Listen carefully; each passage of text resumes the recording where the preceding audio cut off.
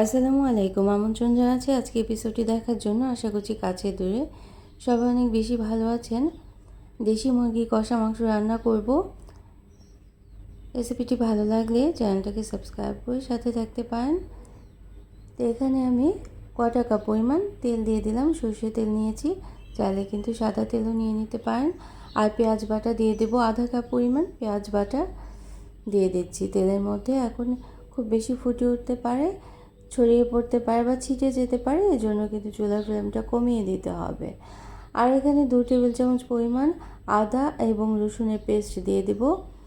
এখন এই তেলের মধ্যে কিছুটা সময় ভেজে নিতে হবে, তারপর পানি দিয়ে দিতে হবে। পানি দেওয়ার পর অন্যান্য মশলা দিয়ে দেবো। অন্যান্য মশলা হিসেবে এখানে 1 চা চামচ পরিমাণ লবণ, 1 চা চামচ ধনে গুঁড়ো, 1 চা চামচ শুকনো মরিচের গুঁড়ো এবং হলুদের গুঁড়ো 1 চা চামচ দিয়ে দিয়েছি।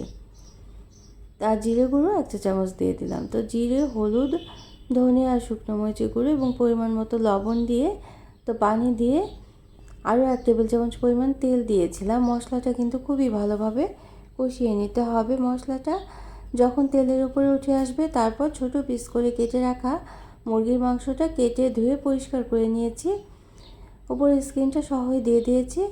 এখন এটা নেড়ে নিতে হবে মশলার মধ্যে। প্রথমে কিন্তু ভালোভাবে কষিয়ে নিতে হবে, আগেই পানি দেওয়া যাবে না। যদি আগেই পানি দেওয়া হয় তাহলে কিন্তু টেস্ট ভালো হবে না এই মুরগির মাংস রান্না করাটার।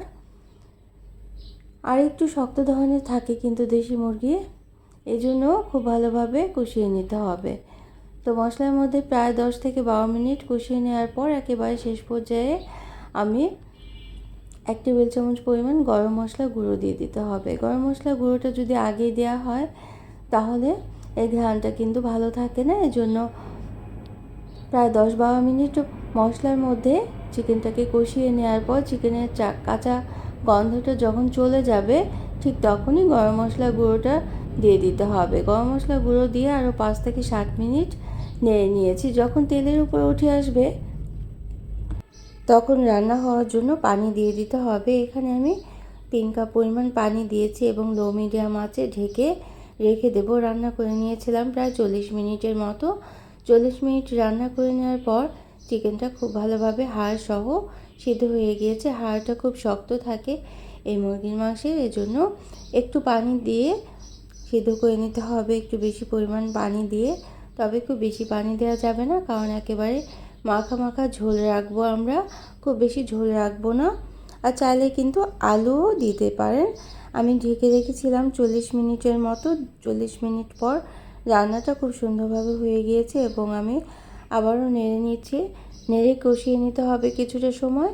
পানি পানি ছিল, আমি একদম কষা মাংস করে নেব, এজন্য এ পর্যায়ে আরও 1 চা চামচ পরিমাণ গরম মশলা গুঁড়োটা দিয়ে দিতে হবে এবং তারপর নামিয়ে পরিবেশন করতে হবে। আর কাঁচামরিচ ফালি দিয়ে দিলাম। তো চাইলে কিন্তু আলুও ভেজে দিয়ে দিতে পারেন। আলু দিলেও এই চিকেন রান্নাটা অনেক বেশি পছন্দ করে সবাই। আর পেঁয়াজ বেরেস্তা দিয়ে দিলাম এই শেষের পর্যায়ে।